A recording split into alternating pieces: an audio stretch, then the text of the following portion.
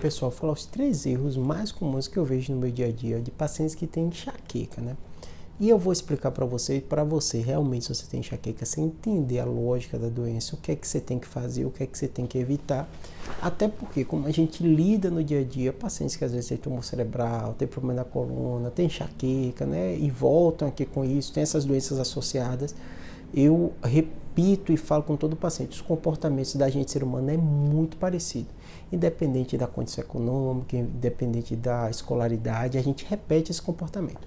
No caso de enxaqueca, o primeiro erro mais comum é não entender a enxaqueca como uma doença crônica.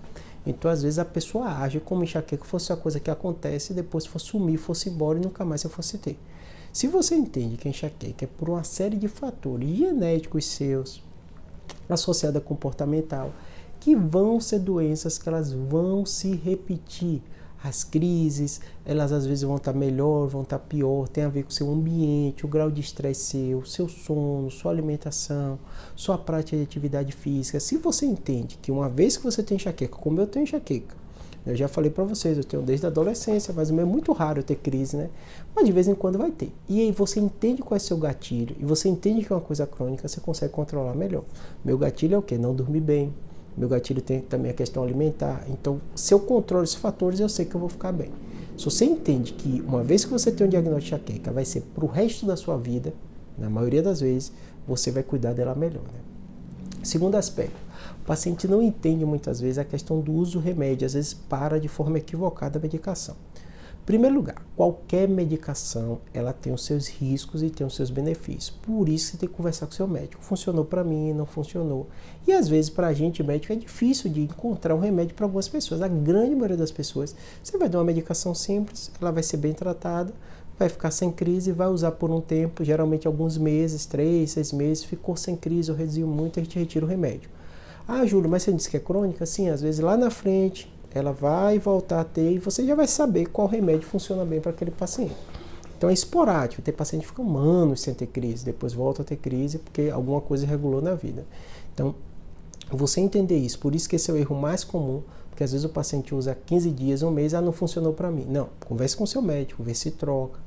E esse é um dos erros frequentes. Se a gente não explicar bem, não orientar bem, a pessoa para por conta própria, subitamente o remédio, né, ainda não está bem controlado e volta a ter crise e culpa o remédio. Ah, não, esse remédio não funcionou para mim, depois de um mês eu me adaptei e parei ele e de repente ele...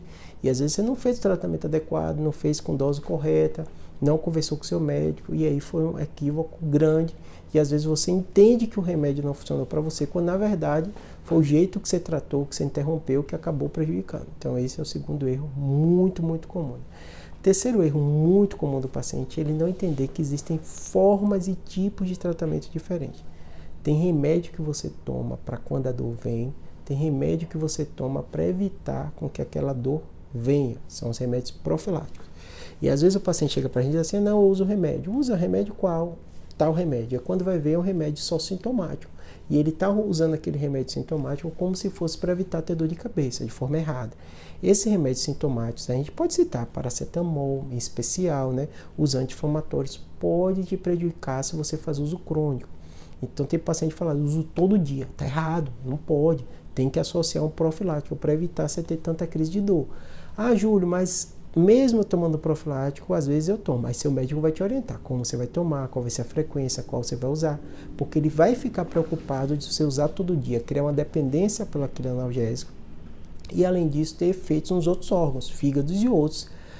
Muitos pacientes têm problemas gastrointestinal por causa do uso de anti-inflamatório, pode dar problema nos rins, então conversa com seu médico direitinho, tá bom? Essas são as 3 confusões que eu vejo mais frequentes no meu dia a dia. Espero que tenha ajudado.